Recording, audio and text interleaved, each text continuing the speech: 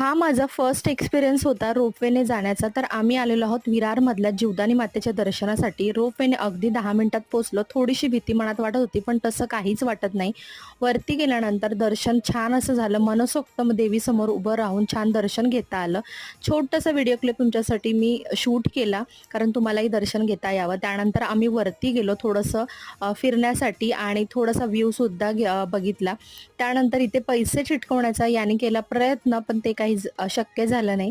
त्यानंतर अगदी 10 मिनिटं बसून मग आम्ही लगेच निघालो परतीच्या प्रवासाला रोपवेनेच आणि छान असा व्ह्यू होता. म्हटलं तुमच्यासोबत शेअर करावा आणि it was my first experience, but खूप छान एक्सपिरियन्स होता. भीती वाटत होती, पण असं काही भीती वगैरे वाटण्यासारखं नाही आहे. तुम्ही सुद्धा जीवदानी मातेला जर गेलात तर नक्कीच रोपवेने जा. खूप सारा वेळ वाचतो, कारण लोलोला आणि प्रज्ञाला ठेवलं होतं आईकडे. सो त्यांना सुद्धा जाताना पिकअप करायचं होतं. हलका-फुलका नाश्ता केला आणि आम्ही निघालो परतीच्या प्रवासाला.